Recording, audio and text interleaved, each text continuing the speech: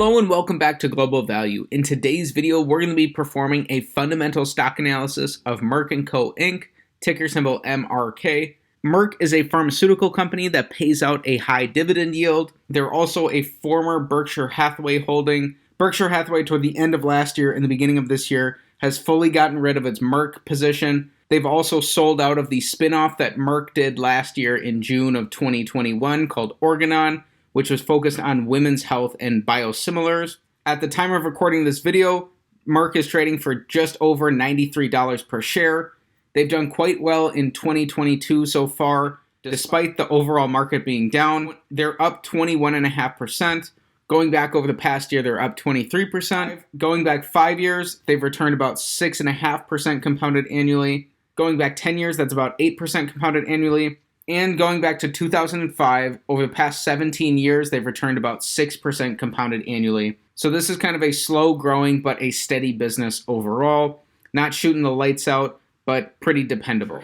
That was a lot of the reason that Warren Buffett bought into the company through Berkshire Hathaway. He bought a basket full of different pharmaceutical businesses when he wasn't able to find any investment opportunities available to him in the overall market. So at the time, that was better for him than just holding cash and seeing that being eaten away by inflation. But since then, Warren Buffett has found opportunities to put more of Berkshire Hathaway's float to work. Merck is trading at just about its 52-week high, which is only about $23 over their 52-week low.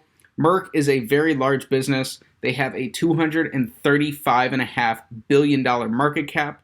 For some background about the business, Merck makes pharmaceutical products to treat several conditions in a number of therapeutic areas, including cardiometabolic disease, cancer, and infections. Within cancer, the firm's immuno-oncology platform is growing as a major contributor to overall sales. The company also has a substantial vaccine business with treatments to prevent hepatitis B and pediatric diseases, as well as HPV and shingles. Additionally, Merck sells animal health-related drugs. From a geographical perspective, close to half of the firm's sales are generated in the United States.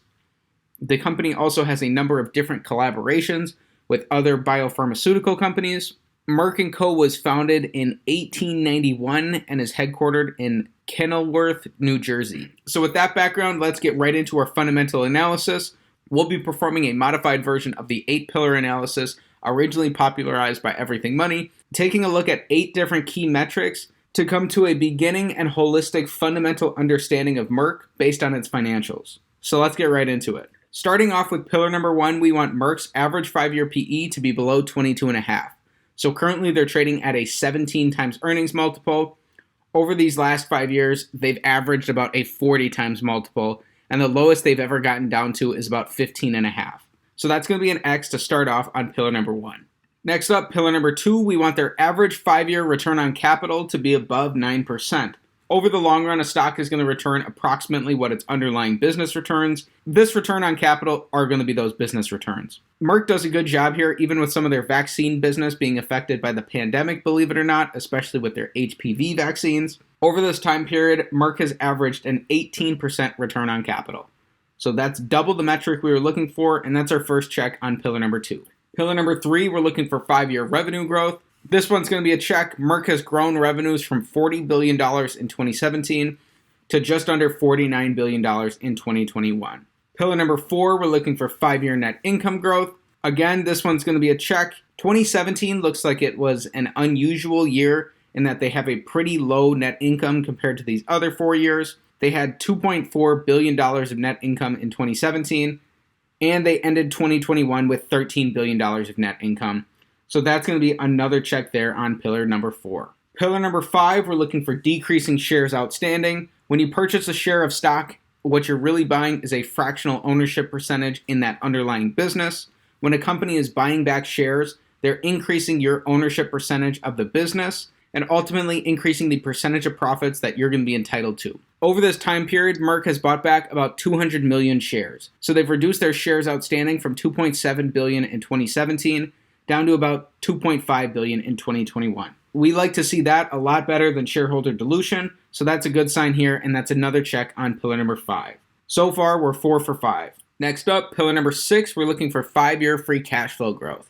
Free cash flow is cash from operations minus capital expenditures. It's this column here in green. Free cash flow can be used to pay dividends, buy back shares, pay down debt, make acquisitions, or reinvest back into the business. It's the lifeblood of any business, and a company's ability to produce free cash flows now and into the indefinite future is ultimately what a business is going to be valued based on. Merck has doubled free cash flow over this time period from $4.5 billion in 2017 to about $9.6 billion in 2021. In an average year, Merck is producing about $7.7 billion of free cash flow. So we're going to use that number as we evaluate how the business is utilizing leverage and then how the business's current market cap compares to their ability to produce free cash flows. Next up for pillar number 7, we're evaluating how the business utilizes leverage.